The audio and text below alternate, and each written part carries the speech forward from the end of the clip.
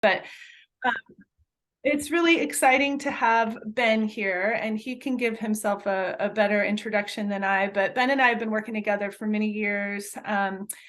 We've spent time. Ben was actually one of the people who came to California in 2016 to help inspire our early prescribed burn association efforts. So we brought a contingent from the Great Plains out to California, and they spent a week with us, Ben and a few others, and really inspired the work that we all started doing in Humboldt County that spread all over the place. So we're really lucky. Ben does a lot of work with landowners in Nebraska. He's with Pheasants Forever.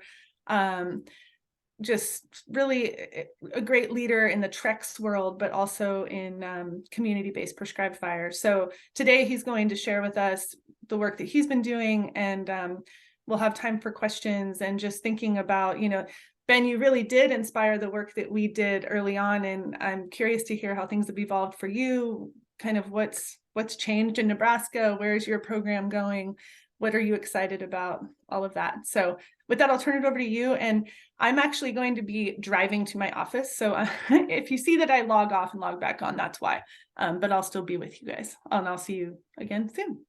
Thanks, Ben. No, that sounds great. Thank you, Lenya. And Lenya and I, like, our relationship goes way back several years to a dark and quite lonely road in Ashland, Oregon. I was wondering if you were going to share that. Can we actually share that story? Are you going to?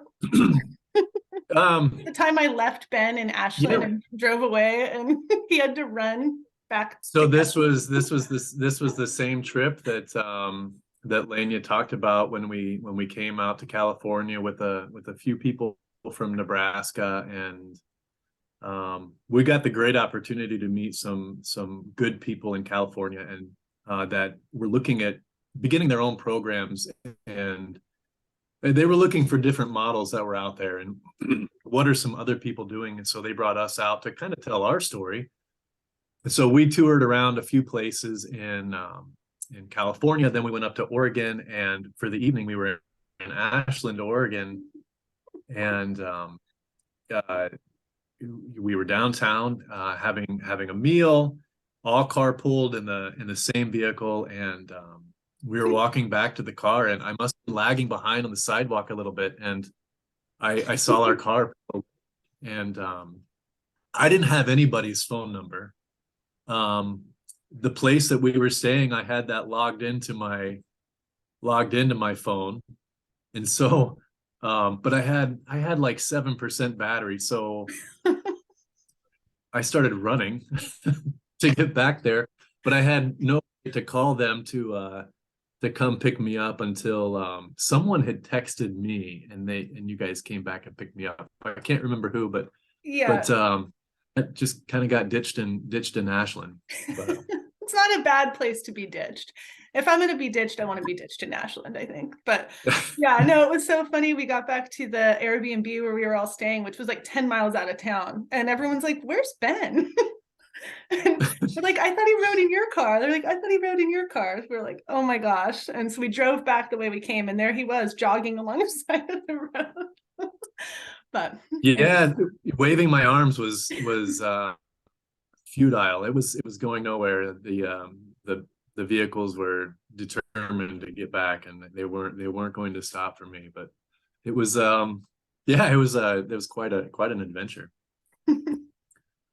That was that 2016? That was 2016, August of 2016. Yeah. Yeah, that was but that's where me and Lenya go back to, the streets of Ashland. But I think I can share my screen, kind of get into this. I put together a little slideshow, just kind of telling a little bit more about our story here in Nebraska. Can you guys see that? Is that coming up? Yeah, it looks great, Ben. Okay. My name is Ben. I'm a wildlife biologist with Pheasants Forever here in Nebraska. And I do coordinate our Loop Treks program, which has been around since 2009, I think. So we've been doing that for several years. And I'll tell you guys a little bit about that story. And then also quite a bit about how we use cross-boundary management, specifically as it relates to fire, and then begin to integrate that into our PBA story right here in Nebraska. We were talking right before we opened up about prescribed burn associations in Nebraska, and to give I think we have a really rich history of them in Nebraska, and we have really active burn associations. But just to dispel a few myths about burn associations in the Great Plains, they're not all super active. We're not all at the place where we need to be. Most of them are still working on kind of developing into that really high functioning process, and we're still kind of getting our feet under us, even though some of them have been around for several years. Another myth to dispel is that they don't all look the same. We were talking earlier about how a lot of them in western and central Nebraska look and operate very differently than in eastern Nebraska. And so everyone has its own objectives, its own kind of purpose out there, its own flavor, its own set of constituents that are engaged in it. So when I think about cross-boundary burning, one of the kind of the papers that I tend to, and philosophies that I tend to fall back on, is a paper from 2011 by Mark Rickenbach. And he defined cross-boundary management as cooperation among landowners where multi-scalar thinking and outcomes can be promoted on parcelized landscapes. And so these are landscapes that are broken up into different land ownership patterns, and at least in Midwestern Nebraska or Midwestern United States, that usually follows kind of the typical Jeffersonian cadastral system of sections, townships, ranges, pretty square.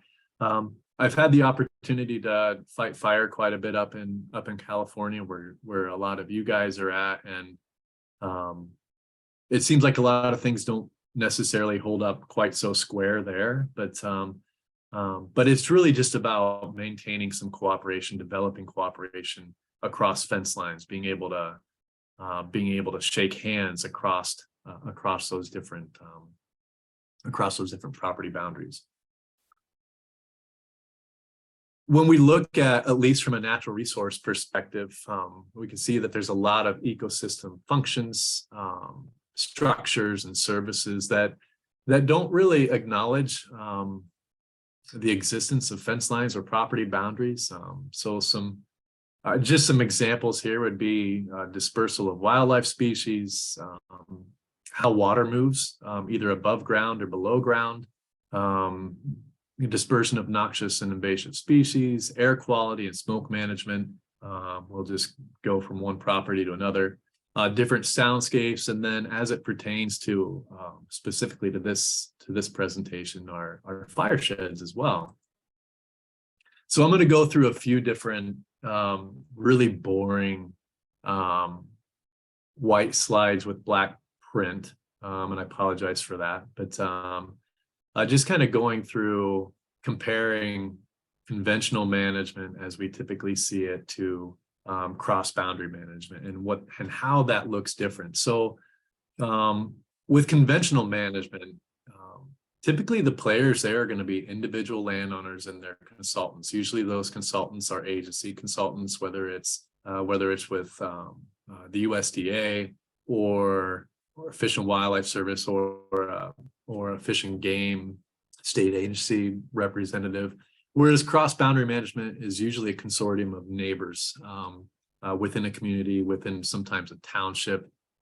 Agency and organization representatives getting engaged as needed. The methods that are that might be different between conventional management and cross-boundary management. When we think of conventional management, typically it's an agency consultant that works with an individual landowner on a case-by-case basis. So they're developing a specific project with a landowner on their land.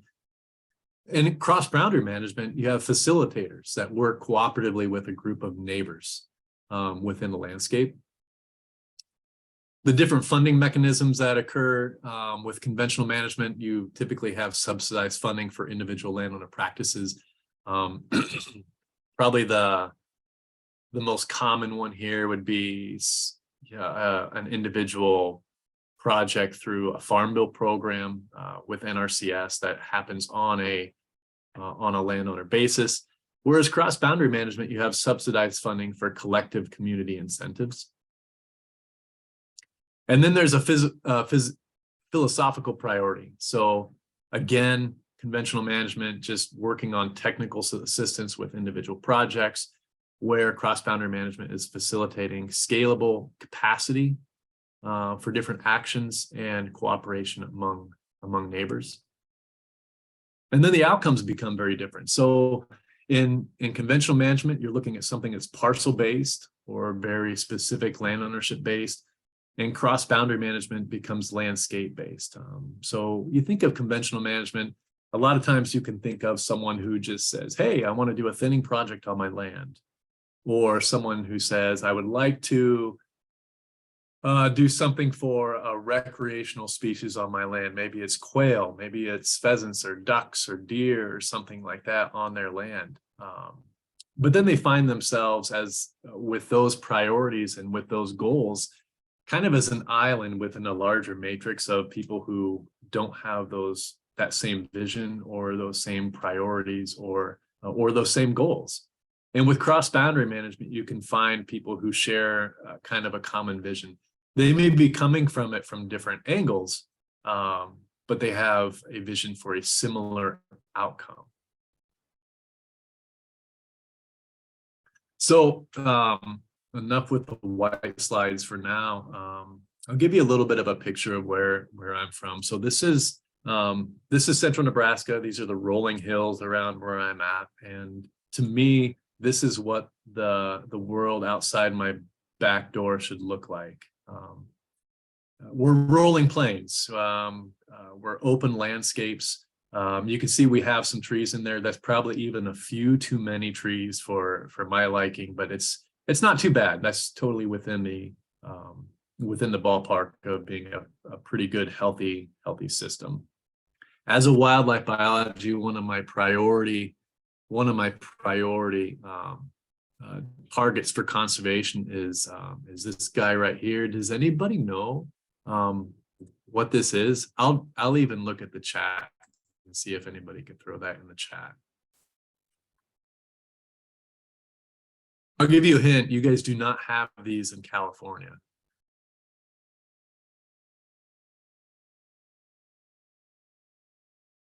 No, but close, Jeff.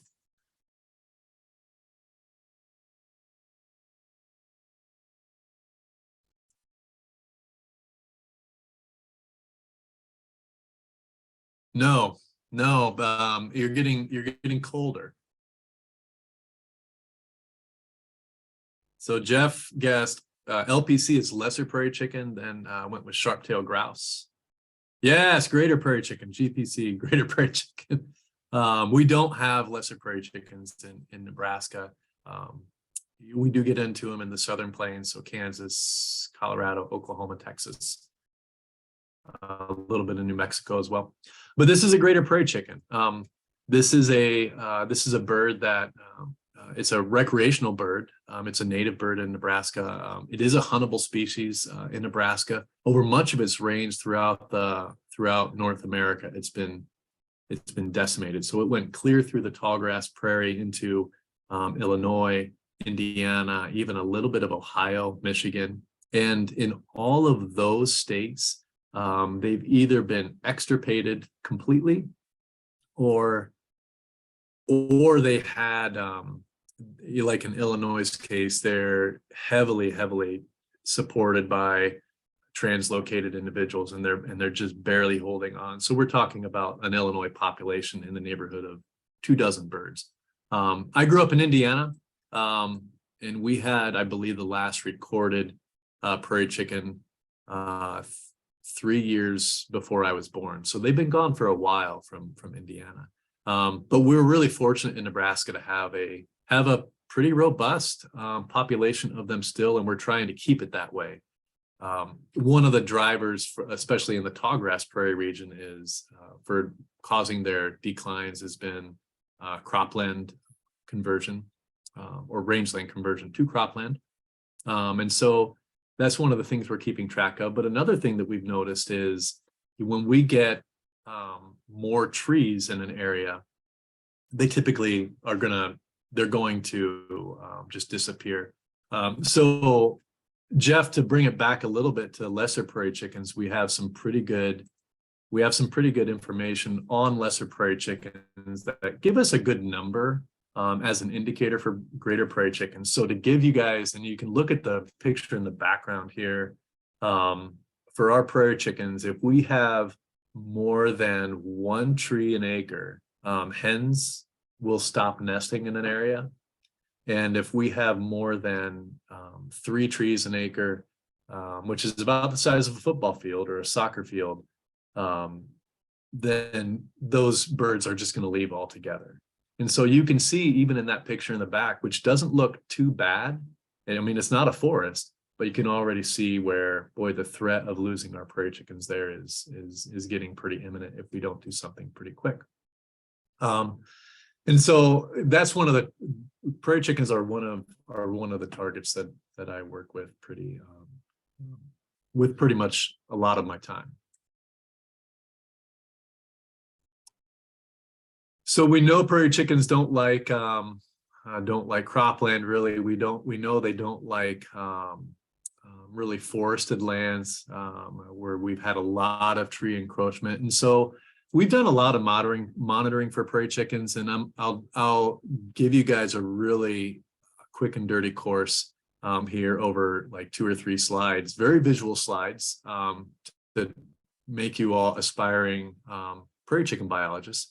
But this is our area in central Nebraska, an aerial photograph, a bird's eye view. A prairie chicken would never fly this high, but if they would, this is what, based on a lot of our monitoring and then the landscape models that we show after this is what it would look like for habitat suitability, where the green is high suitability habitat for prairie chickens. And as it turns yellow and into red, it becomes low. So you can see these areas to the far right and the far left where we have more tree encroachment. We're just not seeing birds there anymore. Here's another one. This follows I believe that's the South Loop River. And that's what that's going to look like. Got a lot of ag in there, and you can see in the far southeast corner where it turns into more intact grasslands is where they're gonna be focused there. And just based on those 2 slides, you could probably already make some predictions on something like this and what that would look like, and how the colors would integrate into this picture. And it integrates really well. This is one of our best prairie chicken areas in my part of the world. But you can see here we have open grasslands with very little cropland, and also very little tree encroachment. And that's all you need to be a grouse biologist. It's that simple. I went to school for 7 years for that, and you guys got it in 3 minutes. But so this goes back. This is that original picture. This is what the central Luss Hills of Nebraska, I feel like, should look like. But unfortunately, a lot of our areas are beginning to look like this. So you can see this is pretty severe encroachment. And these are all that we're looking at. The green there, that's eastern red cedar. It's not an actual cedar or a thuya genus, but this is a juniperus. So this is going to be a juniper encroachment that we're seeing on our grasslands here. This juniper is native to our area, but was always kept in check into areas that didn't receive a lot of fire. So these are bluffs or wetland areas where you just didn't have the fuel to carry a fire. They would kind of be restricted to those areas. And then when settlement came into play by white settlers, there was very successful fire suppression campaigns. And once we stopped those fires and began planting them in shelter belts, boy, they really just kind of blew up. And now they're coming all over our landscape. You look at this, this is an extreme example of juniper encroachment, but unfortunately it's not uncommon at all. You don't have to drive very far to find this. Here's another example, a little bit bigger picture. You look in this and you think about the aerial photos we looked at earlier. There's really nowhere in here for a prairie chicken to live. They're not going to be able to find it. From a landowner's perspective, and most of this is going to be beef country and beef production country. You look at this, and underneath these juniper trees, there's nothing growing. I mean, there's no grass or forage for livestock. And so you can see pretty quickly where that's going to impact someone's just financial stability. You can see on these slope tops where they've cut, it has the indicators of where they've tried to do some treatment and they put in a little bit of money. Also over here, you can tell because they came back as an even age stand after they're cutting, but they're doing what they can. We have some of the projects that I've worked on with mechanical removal. Some of those costs are in excess of $800, $1,000 an acre for treatment of mechanical removal. And this is ground that's quite honestly doesn't cost much more than that per acre. And so at some point, these landowners are beginning to try and pencil out, what's our return on investment for treatment here? Will we ever make that back in beef production? And that gets very, very difficult. But this does align with those livestock interests, do align with our wildlife interests too. And this is something that we don't always see is land economics and wildlife conservation coming together in a way that can be that can really find a common goal and a common vision there. So one of the things that we've done in Nebraska is and like you guys have done in California as well, we have helped administer and develop prescribed burn associations across the state, including central Nebraska, where landowners get together, it's neighbors that are helping each other get good, successful fire on the ground. In some cases, we even offer trailers of equipment. These trailers have everything from these yellow Nomex shirts to drip torches to goggles to radios there's 2 slip-in units that can be put in the back of a pickup in there, hand tools, just about everything you would need for an average prescribed fire of about 50, 60, 70 acres in Nebraska is going to be in the back of that trailer. These are available. Every burn association that Pheasants Forever helps support in Nebraska has one of these trailers available to them. And then members can use that trailer with a small rental fee. And if a member of our burn association wants the rest of the group to come help them, they have to help on a couple other burns first. And that just helps ensure that we also have manpower to go around for everybody to help each other. And we're getting good work out there. We're doing a good job. The burn association that I work with most is the Custer Burn Association, kind of headquartered around Custer County in central Nebraska. And they're doing a good job. One of the things that we've noticed early on, we had a lot of interest, we have a lot of support and from our land ownership. But one of the things we noticed early on was we had a difficult time getting beyond a burn size of about 50 or 60 acres. I think now we're up to an average burn size of about, I think we're averaging about 105 acres, which sounds great. And these are really good fires and they're doing a good job. When you look at think about those pictures of our tree encroachment, our Nebraska Forest Service estimates that we lose 40,000 acres of open grassland to closed canopy juniper forest every year. And so when we're looking at, when you actually put the math together of how many 100-acre fires would it take to get to the point where we're treating 40,000 acres a year, that's a lot of fires. And so one of the things that we noticed is, boy, we need to be scaling up our fires. We need to be rethinking how we're doing our fires. So instead of burning 100 acres at a pop, we need to be burning at 1,000 acres a pop just to keep up with our resource needs, and even for landowners, their economic needs. And so that's not only going to be burning on one person's land, but it's going to be working across the fence line with a cross-boundary perspective. To help create that model for cross-boundary and to help kind of insert the idea and provide the model was the origin of our Loop Treks program. So here you can see this is one of our first Treks events that we ever did. We have people coming in from all over the country who come to our landscape here for training objectives. For some of these folks that are within the federal fire system, they get important ink on their task books and experience that can help them move up, sometimes move up their chain of command back at their home unit. The way we set this up is we go into an area and we identify a large landscape scale area that has very few internal hazards. And then we identify all the property boundaries. We get everybody together in a meeting and we say, hey, we have this concept of bringing in professional firefighters to come in and help treat your land. And we were interested we'd like to see if you guys would like to be a part of this.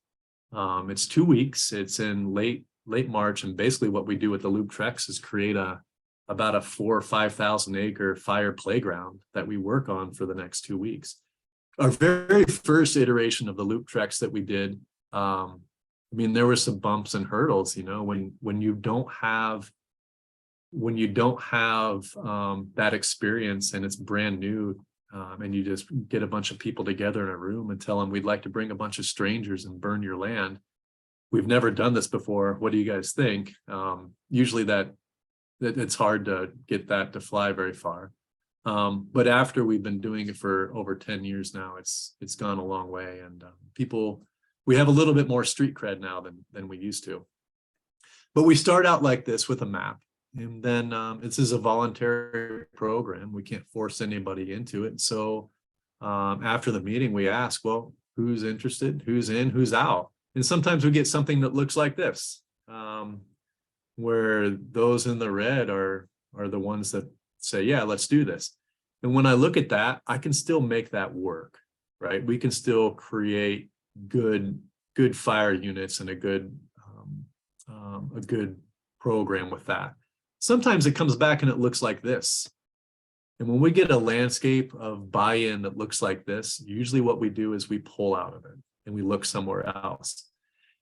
And the reason for that is when I look at a map like this, that's really scattered and it's smaller, what I see is it is an additive for us to come in here and do this, because pieces like this is what our burn group is already doing.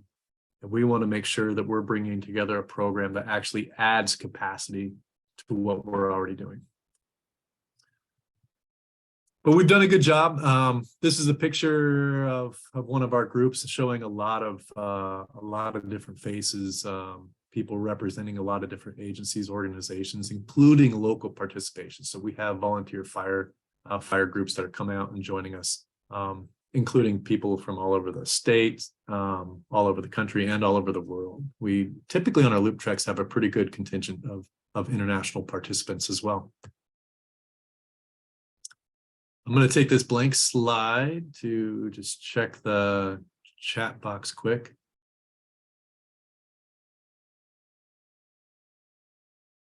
Kyle, is it because avian predators use those trees? Partially. And the also open areas. So prairie chickens have this really cool, interesting, these birds are about the size of a football.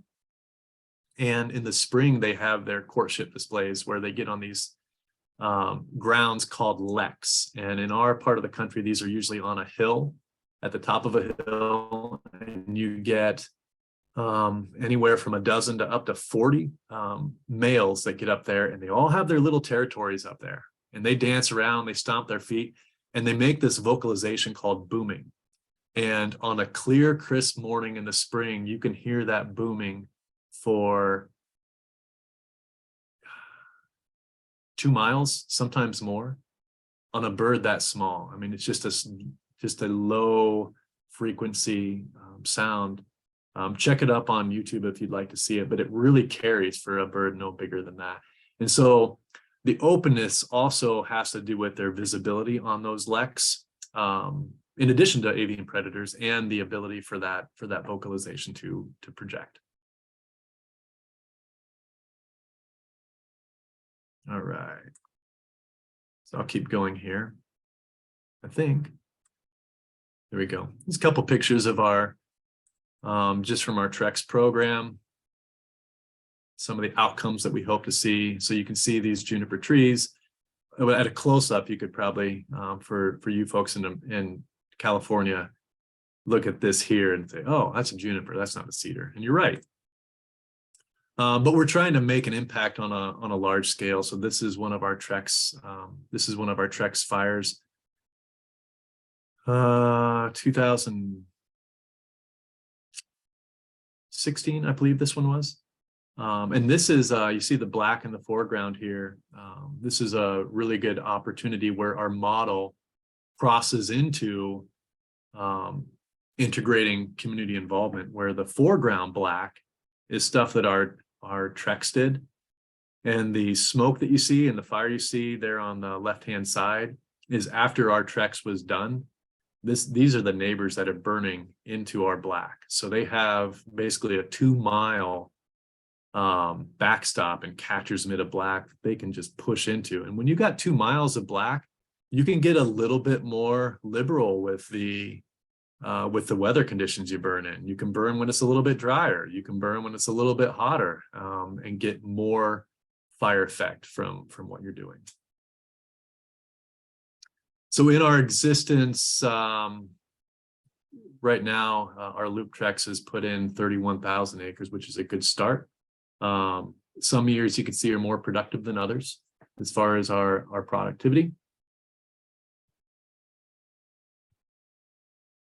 And during our TREX, we also want to make sure that we're not within that 2 weeks, and within the program, we're not operating with an isolationist philosophy, but we're integrating the community as much as we can.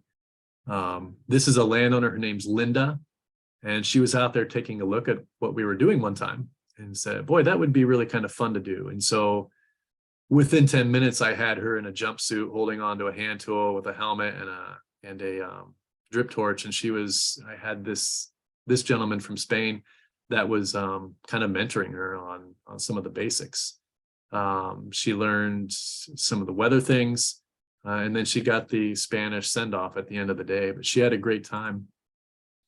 We typically do a landowner meal at the end of the day, and at the end of our event, where all the participating landowners and sometimes members of our burn association come together and talk with our fire group as well, and they share their stories, share where they came from, and this is an opportunity for the things that we're doing within our program with a cross-boundary philosophy can bleed into some of the ideas that our landowners have. Here you can see on one of our fires, we actually brought in the burn association to help out, so they can kind of get their feet wet on some of the different tactics that we use on large scale fires, instead of just relying on those 60 to 100 acre fires. We make sure that our that our local businesses are involved too. And then we make sure we get publicity out and in our local media outlets as well. So I think about the things that we're dealing with here in central Nebraska, and you've heard a little bit of our story here. And these are people in our treks. None of these are Burn Association members, but these are people within our treks that are coming from all over the country, all over the world. And we're talking about a landscape where I'm feeling really good about the direction that we're heading, and the story that we're creating. But I look at this picture and I think about all these people from all over the country, all over the world that are coming here and helping us with our story. And every single person in here has their own home, and they have their own things that they're dealing with back at their own zip code. And so the story that we have here in central Nebraska can be replicated for every single person that you see here, and their landscapes have their own things with some similarities to what we're doing in Nebraska.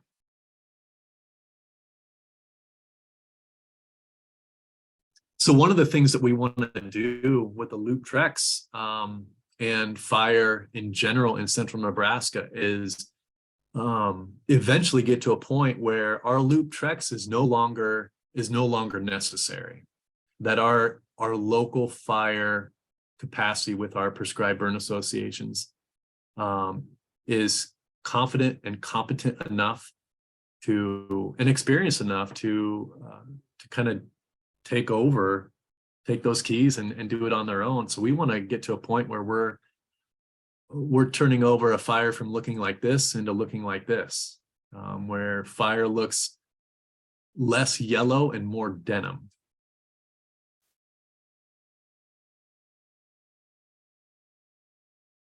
So one of the things that that I thought might be helpful for you guys, I gave a presentation last year about some of the indicators of prescribed burn association success and development. And I thought that might be helpful for some of you guys. Some of these indicators may translate really well to what you guys have going on in California. Some may not, but take out the stuff that's going to be helpful for you, and we'll go from there. Oops. So one of the indicators that we see for successful burn association development is just getting participation by the next generation. This is the top left here. That's my son Carter. This is his first fire. And below that's my daughter. That's her first fire, which was just us burning off the weeds in our garden. She was a flower girl a week before that and wanted to wear her flower girl dress. And we said, sure, that's fine. You're going to outgrow it anyways. This girl over here is, her name's Avery. She's in my daughter's grade. But if you look at these pictures, getting these next generation participants, but also making sure that they're actually in a functional role. They're not just riding along in the seat beside, but they're actually having a role where they understand what they're doing, and they understand the importance of what they're doing. When people begin developing their own burn plans, I think is a direction that we want to be heading, at least here in Nebraska. This is a burn plan I get every year from a gentleman. He brings it in on lined paper. It's ugly as sin, but he's proud of it. And it's if you look through it, he's got all the pieces, and you can tell that this is a well thought out burn plan, even though it's just scripted out on spiral bound paper. He's put in his thought, and he hasn't made it any more complicated than it needs to be.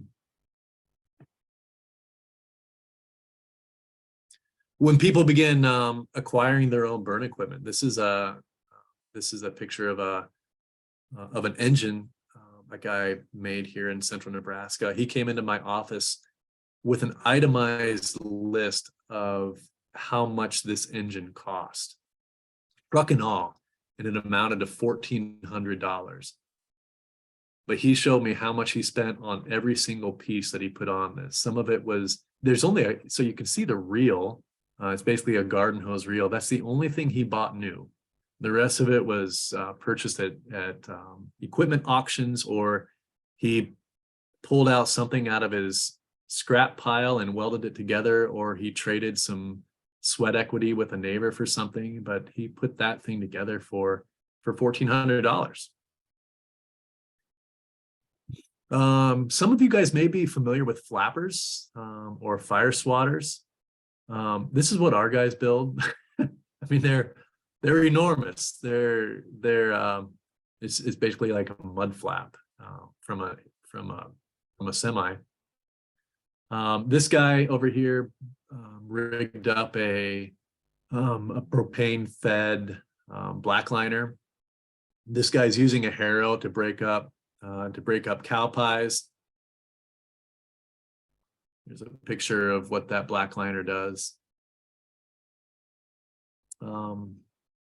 People are pulling along their own water tenders or water buffaloes.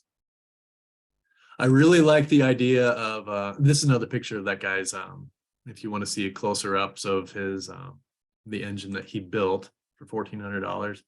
Here's one that was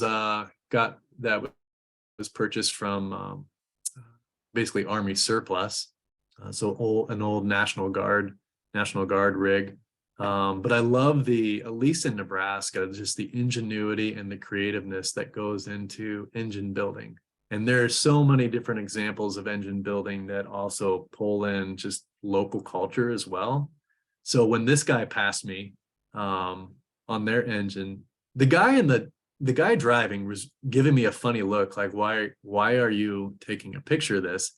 And then when he passed me, I noticed he was sitting on a saddle up there. I mean, that's just how he was mounted. So there's just a lot of local culture that I would hope never vanishes with stuff like this. But it can get pretty primitive, but it's still really functional. And these guys are doing really good work. These aren't red, shiny fire engines, but they're doing good work with what they have. This is a fire from 2 years ago, and again, I showed you guys earlier that picture of that trailer from our local burn association. This is a fire we did, and that trailer's not here. They didn't use it on this fire, and they rarely use it on fires anymore because they have their own equipment. So here's an example of a fire. I was hiking out, just checking the lines afterwards. Everybody was kind of back getting ready for a sandwich. And at the top of this hill, I stopped to take a look, and I noticed how many different engines were there that people just brought together. And there's 7 altogether.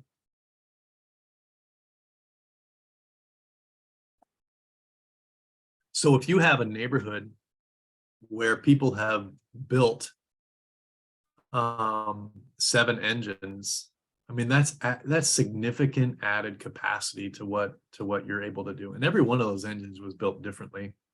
Some of them just bought a sprayer from an equipment dealer. Some of them, like the one we saw earlier, built it up basically from scratch. But this is a lot of capacity for fire, not only controlled burns, but also wildfire response. But one of the main things I like about it is when you have someone that builds an engine like this, like the one we saw earlier, they're committed to fire. That is a committed spot in their equipment shed just for fire. Beside their combine, beside their hay rake, this is a commitment and a future commitment towards fire. Other stuff gets pretty creative. This is a water refill just off a pivot.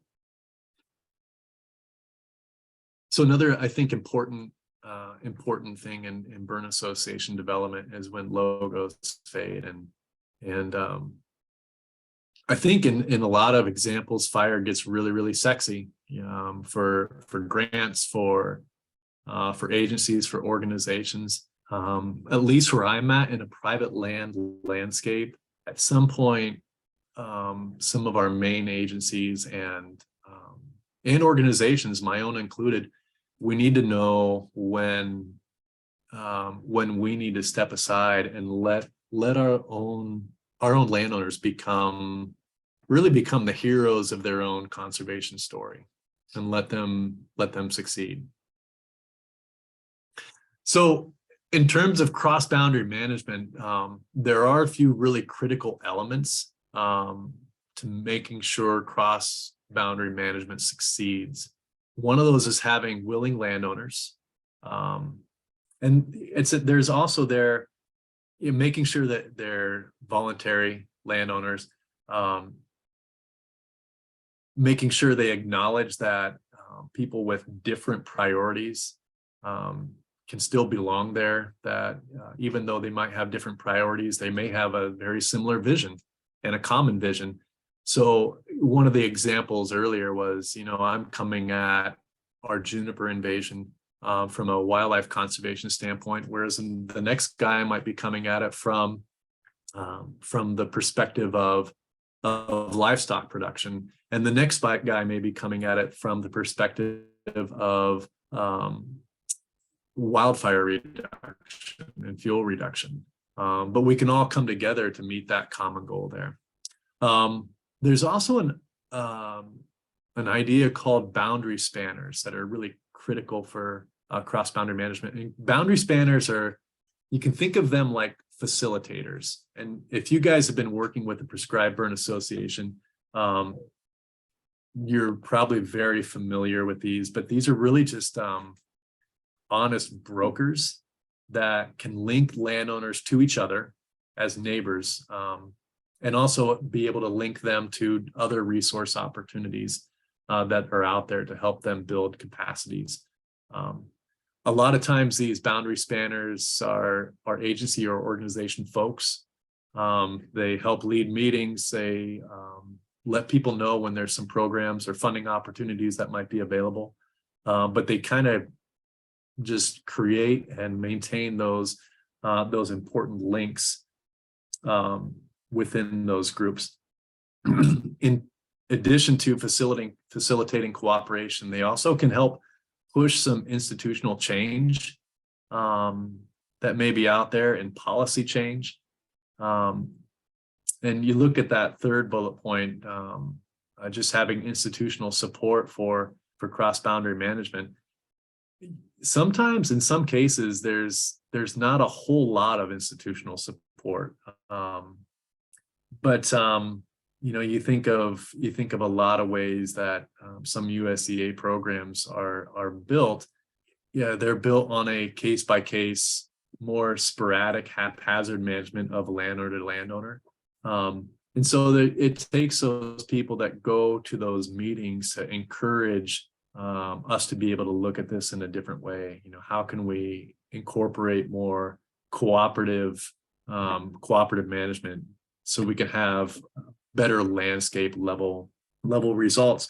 It doesn't necessarily require a need to seek out new public large investments of funding to do this, but I think there's a lot of cases where you can seek out kind of those flexible points that are already in existing policies and funding, and see, how can we make this work towards something that's a little bit more landscape level and less isolated on individual properties. Some programs are coming that way. We see that with things like state wildlife programs that have more of a landscape level focus. And so there is some promise there, even within some of our USDA programs and Farm Bill programs. We are seeing some rankings and elements of those rankings that are acknowledging neighborly support and proximity to other management that's occurring. But there are some challenges and some myths that occur going forward with cross-boundary management. One of those is absentee or abstract landowners and land managers. So these are landowners that, and we have this commonly in Nebraska, landowners that may live 100 miles away or sometimes out of state, and how to tie them in a neighborhood or community landscape.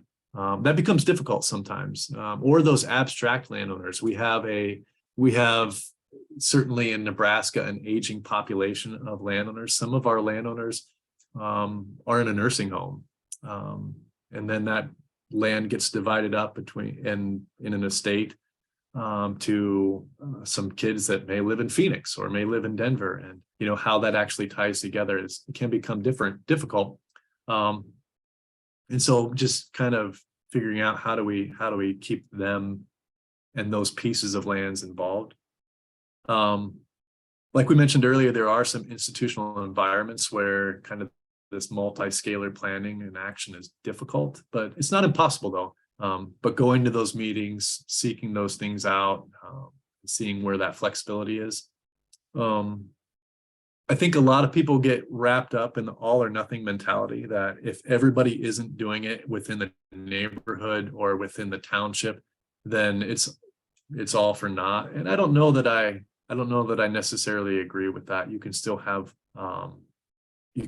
really good results and really good landscape level progress, even if you only have 50% of buy-in. And that goes into that next bullet of static cooperative membership, that which is just kind of that myth that the people that are in it now are going to be the landowners that are always invested in this, whereas it seems like we have a lot of people that are watching over the fence, that are seeing the successes that are happening, and they just need a little extra convincing. And if you put together some early successes, pretty quick after that, you'll see them wanting to be a part of that story as well. Making sure that there's a good transition plan of key members. There's a lot of burn associations that have that person who's always going to be the burn boss, or that person who's always going to be on a torch, or that person who is that boundary spanner. And then when that person moves on, or either moves or maybe gets to an age where they're slowing down, there's not really a person to step in that role anymore. So making sure that other people are getting to that point where they can take those reins. And then also just a sustainable strategy for external assistance. So we mentioned before about logos fading away. So what is the appropriate way for agencies and organizations to be involved? Can they be too involved? Is there typically with a burn association, there's a lot of support up front from an agency or from an organization. How involved do we want to be? Do we want to always be heavily involved in a top-down approach, or at some point do we want to let those land ownership patterns kind of develop on their own and have their own growth and build their own autonomy? So that's what I had for today, but I think we have plenty of time for questions if any of you have any. I can hit that chat again. Less yellow, more denim. That is a good bumper sticker. We could do. I love that. Ben, thank you so much for such an awesome presentation. That was really great. I'm sure people do have questions. What do you think, folks? And Ben, maybe if you stop sharing your screen, then we can all see each other a little better too. There we go. Well, I have a question about some of the PBA efforts. And this is something that comes up in California a lot with all the different groups that are forming. But Could you just speak a little bit to like the level of formality of these groups? And I mean, one of the things that the groups in California are always asking about is, well, of course, liability and MOUs and, just how formal should the organization of the groups be as far as, protect. I don't know. There's spectrum in California, right? Like Jeff and I have organized the Humboldt County group to be, I think, a lot more like the Great Plains, like pretty loose. It's a pretty loose operation and fairly informal as far as having agreements in place and stuff like that. But then we have other groups who are more interested in being more formal and really formalizing those relationships between the partner groups. And so how have you guys handled that, and what have you found, and how worried are you all about liability? How does insurance factor in? Like, what are those conversations like? Yeah, so it's those are all good questions. That's there's a wide variety of, kind of like you mentioned in California, there's a wide variety of approaches for that. Some are very informal, some are more formal. That we have some that go ahead and pursue like a 501c3. Ours, and we haven't really felt the need to do so. We do have bylaws in place, which just gives us a little bit of organization and direction. I know of other groups who don't have anything like that, and they do just fine.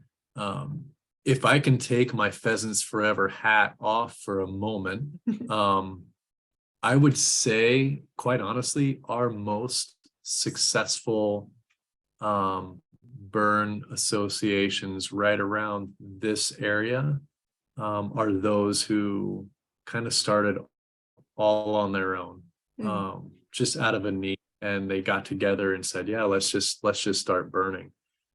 They get more done. And they've kind of, they had maybe a little bit of a rough start. They went kind of through the school of hard knocks there, just with their experience, but they're doing really, really good work. That's not to say that's the only way. I think burn associations can come together in a variety of different ways, and but those local, almost like splinter cells throughout the landscape of these little groups that do work together in our area are probably the most productive ones. Sometimes I feel like we get to a point where some of our agencies and institutions can, if we try and get too involved, we slow them down. And we get in their way. And so just making sure that we're not impeding their progress for our own organizational something. But right. Yeah, there are ones that want to get more formal, and I think ours here in Custer, we're not a 501c3. We do have bylaws. It gives us direction, and we try to create our bylaws in a way where they're not just a legal document, but I can hand those bylaws to someone and they just completely explain how we operate, and they in pretty layman's terms, you understand this is what's expected of anyone that's involved. From a liability insurance standpoint, in Nebraska, unfortunately, maybe fortunately, we don't have really a whole lot of case law to really lean on to find out, well, what would happen if this or that. From a very practical standpoint, though, especially in terms of the topic here with cross-boundary management, one of the things that I think people enjoy when they began using fire over the fence, and when they begin using fire in cooperation with their neighbors, is they begin to become self-insured. If everybody around you is also on board with fire, what's your liability? where's your, if everybody's shaking hands and if everybody is bought in to that philosophy, and sometimes that takes a while to get there, but if everybody has a common vision there, then you begin to feel less of a threat of what if it gets out on that person's ground or that person's ground on that person's ground, because they're interested in some of those same results that you are as well. And so when we began to move into that cross boundary management, liability starts to just fade away a little bit. Right. Not that it goes away altogether. Some people do. Our liability typically rides on a typical farm policy. And then we do have a few folks that decide that have in the past. I haven't heard of it for years now, but some people, kind of in the early stages of fire in the area when it was still less common, sometimes they would take out an extra rider, like maybe like $1 million rider, like a temporary rider, and help cover themselves, but makes them feel a little bit better. Right. But at this point, no one's ever had to actually make a claim on that I'm aware of. Yeah. Yeah. I mean, that's like what I always try to tell people is most of the time when we're getting coverage or working on liability, even like the state law stuff that I work on, we're really just trying to mitigate our own perception of liability more than the reality that there is going to be something that happens. You know, it's really about how comfortable can we make ourselves. But anyway, that's super helpful. Yeah, and it turns into neighborhoods and communities, and just making sure we have healthy relationships there with the other human beings around us. And because in order to make I mean, if I understand this right, in order to make a liability claim, your neighbor has to make a lawsuit against you, and if you have done your due diligence just as a good person, to be a good neighbor and a good human being, even if you make a mistake, you shouldn't be in that position where your neighbor is going to file a lawsuit against you. You kind of, you should be crossing that bridge before you get there, and I've had times before where we had a landowner that had a fire and it got out onto their neighbor's land that didn't want the fire, but he had a good relationship with them. And so he said, hey, I understand you're going to lose maybe a little bit of forage because of this fire that you did not want. How about I just give you a couple bales of hay or something like that? And that ends up just those handshakes and those cooperations end up being a lot better than having to deal with something in court. Right. Hey Ben, what's the relationship with a lot of ranchers and wildfire in Nebraska? Like I'm assuming the response to wildfire is mostly ranchers themselves and then volunteer fire departments for the most part. Are ranchers utilizing wildfire for the purpose of creating habitat by like creating a bigger box, or is it a lot of the time like they're just trying to make it as small as possible?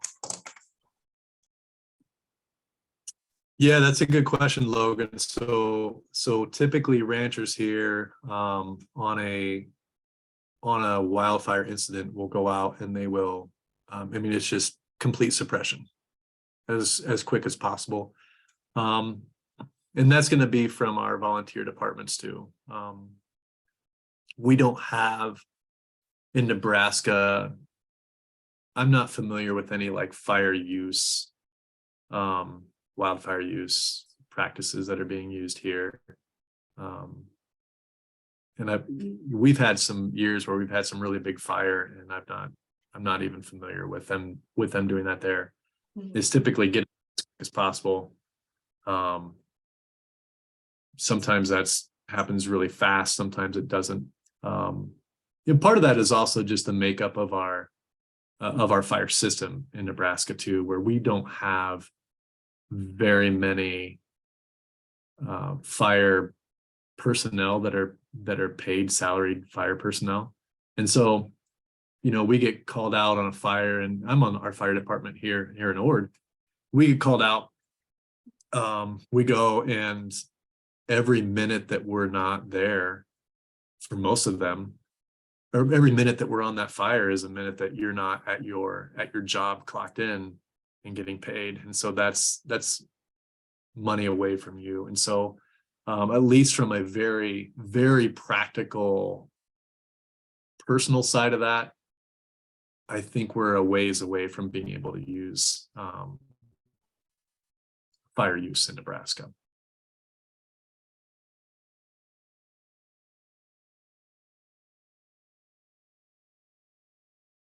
Does that hit at what you were asking, Logan? Okay. Yeah, I think so. Yeah, I think you covered it. I was just curious. Awesome. Yeah. Kyle, looks like you have your hand up. Yeah, it's amazing work you're doing out there, man. One thing I'm curious, you know, when I imagine having something like a prairie chicken and a hunt community to get everybody on board about what our goals and objectives are, it seems like that would be very helpful in creating some of those big blocks that you've managed to put together. And one thing I find with site visits with the PBA, it's a larger issue, I feel like, in this particular county, but everyone tends to be very individualistic about their goals and objectives, and the hunt scene isn't that large. The hunt clubs tend to kind of do their own burning, which is great. I mean, we don't need to kind of get in their way or anything. So there's sort of like the hunt world's already doing a little burning on their own. And then there's a lot of different people with all sorts of goals and objectives. But how do are there a lot of, does everybody kind of agree that everybody wants more chickens and everybody kind of does that together? Or is that something that you have to build? No, not everybody agrees with that. In fact, there's a lot of landowners that don't care for chickens. They think they spread invasive species weed. So things like spurge and even juniper berries. They think they spread those. So it would not hurt their feelings if we had fewer prairie chickens out there. So what we do though is we try and find that commonality. So it doesn't have to be necessarily about prairie chickens, but it can be about junipers. And so with that commonality, instead of us talking and arguing about prairie chickens, we can talk about junipers and actually make real good actionable work out there for the landscape that's going to be productive for their livestock operation and for their bottom line, but also be beneficial for prairie chicken habitat as well.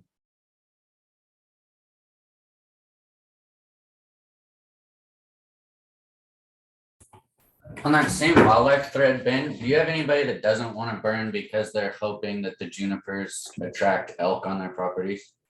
Or is that not an issue? I mean, we're in corn and bean world here, so there's not a lot of people wanting to attract elk. But that is a very real issue with deer hunting, for sure. And one of the things that we deal with is people not wanting to burn because, you know, that's going to get rid of all my deer habitat if I lose all my trees. And in some cases, they don't do any treatment. And so we're seeing that play out in some of these areas where, and it's becoming a really complex issue, Jeff, where, you know, some of these places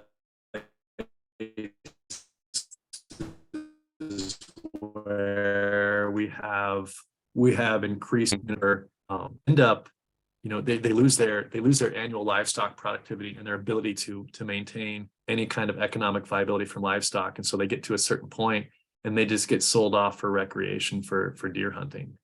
A lot of times those end up getting sold to someone that lives quite a ways away, and just a recreational landowner from 200 miles away that just wants a place to go in November and shoot a deer. And that's fine, and they're able to do that, but they don't have the ability to, they don't have a local connection to get involved in fire or fire management, at least from a prescribed burn standpoint, involved with our prescribed burn association. And they really don't, for their objectives, have a lot of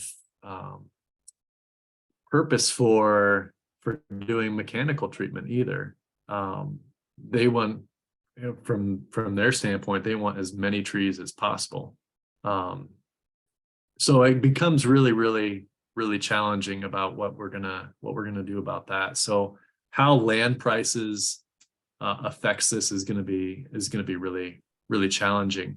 When we looked at some of those pictures earlier where you saw a pretty dense encroachment of juniper, at that point they're losing probably up to 50 or 60% of their profitable income from livestock on that. And I don't know about you guys. I mean, if my paycheck dropped 60%, that would be a significant impact to me. But so some of these folks are noticing, boy, our annual income potential for livestock production on these places is dropping and dropping and dropping. I could either put in a large investment of money to treat this through mechanical treatment and prescribed fire, or I could just sell it to a recreational landowner at the current price, not lose any potential income off my land price. And so that's a challenge I think we're going to be dealing with more and more often, especially on these areas where the tree encroachment is so heavy. We do deal also with those places with trees where they're almost at a point where they're at a functionally at a state transition level, where even if we cut those trees, it just doesn't want to be a prairie anymore. I mean, it's just been so degraded over time that it won't be in my lifetime for those grasses to recover. And so they have to plan for that too. What's our return on investment here? And that's hard.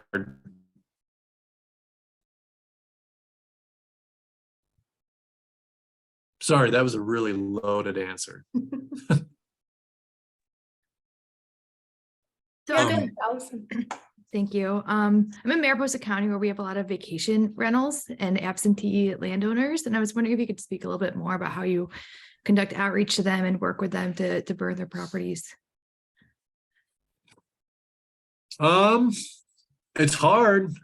Sometimes it's hard getting a hold of them. And around here, a lot of our absentee landowners, especially if it's still grassland, still have a local land manager. So someone who rents their ground for livestock production. In some cases we don't. With those folks, we typically recommend, I mean, if they just say, yeah, I'm not going to be able to get back to help out with put in my sweat equity with a burn group. A lot of times we recommend contractors for them, so a burn association isn't always the perfect fit for everybody out there. If they can't contribute to that community of a burn association, sometimes there's other options available for them.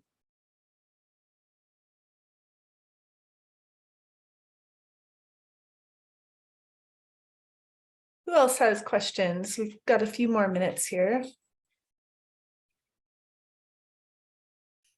Okay, I have one more for you, Ben. So you showed the picture of your treks where you left, a good catcher's mitt and folks were actually using it, which is encouraging. But I feel like in some of our work, at least on the North Coast, like, when we started, Lainey and I think potentially made a pretty good mistake of like providing funding to hire burn bosses and do some planning and do the other things, like the real legwork behind getting some burns done, similar to a Trex. And then coupled with that, a couple of our burns were funded by NRCS. So I think we're at this point now where NRCS staffing is low. Lainey is working more at the state and national level, and our PBA is relatively stagnant right now because it's seeming as though the landowner group, at least the rancher community, is kind of sitting there with their hands out saying, if you want me to improve my property, I want to be paid for it. Do you see that same behavior and apathy after you leave a Trex event? The landowner group that you burned on, are they burning after you leave, or are they waiting for you to come back? And likewise, do you see that hand-holding behavior waiting for NRCS to come by and pay for it? We try and head that off before it gets there. So that stuff comes up in those very early discussions of Trex. Because we felt that in some of the first Trex we did, in a couple of years after that, they said, well, when are you going to come back? And so now it's in those early conversations that we're only coming here one time. You know, this is we're giving you an example. At the end, we're going to hand you a burn plan, and this is what you can do in another 8 years. You guys can do this. And our hope, by integrating and even during that 2 weeks, our hope is that we can get those local resources involved, and they can see us in our yellow jumpsuits and our bright red shiny engines out there from municipal departments and from the Forest Service, and they can see this really expensive equipment, and they can look at their $1,400 engine and they can say, they're not doing anything we can't do. I mean, functionally, this isn't rocket science.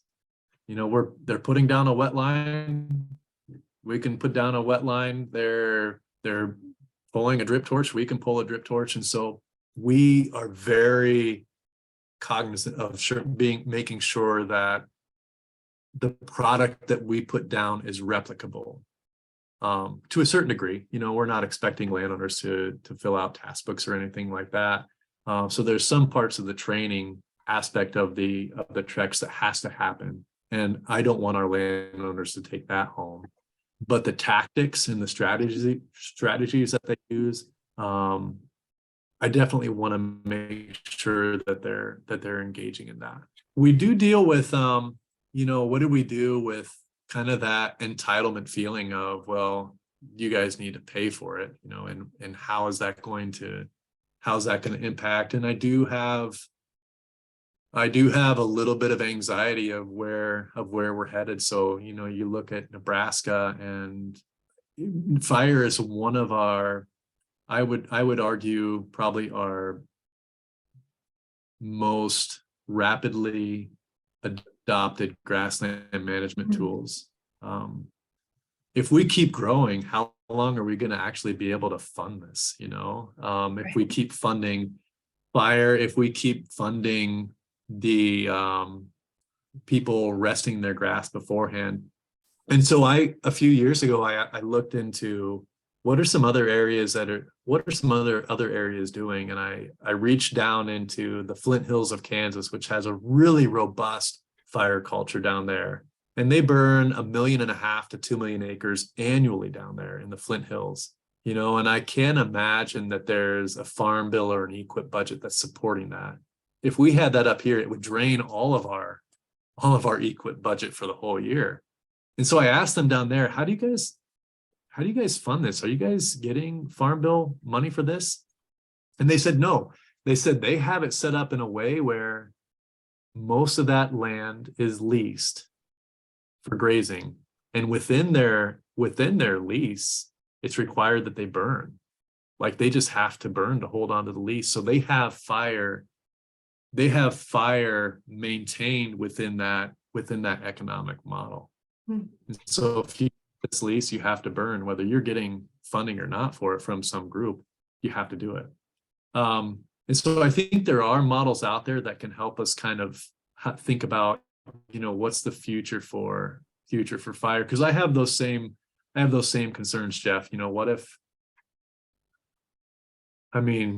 funding for that stuff changes annually, based on state or national priorities. It changes with every farm bill. It seems like it changes with every presidential administration. How do we, with those volatile funding mechanisms, how can we put together a good fire program sustainably that can withstand that volatility? And and when we have those times where that funding sinks, what are we going to do to keep fire going? When we don't have money that we can give to people. So I think it's smart to be thinking of those things right now, and how can we keep that going? We are fortunate here in Nebraska, at least, that there's a pretty direct tie towards the firework that we're doing and an economical output with livestock production. I get that there's other areas where that is less true. And that becomes more complicated in figuring out what's the solution for that. But I do feel like, it's a significant issue that if we want to keep up fire growth, and I think it will, how are we going to make that work? Right. So we have 2 more minutes, and Kyle and Blaze, I see you both have your hands up. I think we'll go to Blaze, and we'll just be quick. I don't want to keep you guys past 11:30. So go ahead, Blaze. Yeah, hi. So I'm Blaze Shannon. I'm a project coordinator for the Lower Trinity River Prescribed Burn Association. And I wanted to address what Jeff had said about landowners looking for handouts. I see how that happens, but I also see, particularly in our area, where we have landowners who are in some pretty dire economic conditions. And when Basho and I started the PBA, we didn't necessarily anticipate the level of pre-treatment needs that we'd need, or the difficulty of the terrain being so costly for landowners. And so we addressed that sort of informal, formal line by doing the 501c3 so that we could pursue fuels reduction monies to help landowners offset those costs. I just wanted to sort of put that out there because we do have there is a significant difference in Humboldt County terrain, whether you're on the coast or whether you're on the eastern flank. And so I feel like I just wanted to sort of put that out there, considering this is a fireside chat, that is something that has been very difficult to negotiate, and the insurance issues have been difficult to negotiate, but it's something that in order to address those needs in our community, we had to do. So I just wanted to just hop in with that. That's a great point, Blaze. And I think in one of our future fireside chats, we do want to talk about funding, and sustainable funding for our PBA work. And that's such a big part of it, right? Is being able to do that pre-treatment and helping, especially in our more forested areas, helping folks get their units ready for fire. So I think it's a great point. So we are at time. I want to thank Ben so much for joining us and giving such a fantastic presentation, and for providing the original inspiration that we needed here in California. So Ben, it's great to hear from you. And I hope you come back out so I can ditch you again in Ashland or elsewhere. And everyone have a great day. We are planning to have another fireside chat next month, the date to be determined. But we're hoping to spend some time with Sarah Clark, the lawyer, to talk about liability and some related topics. So stay on the lookout for that, and we'll see you in February. And thanks to Delphine for pulling this together. Take care, everyone. Thank you.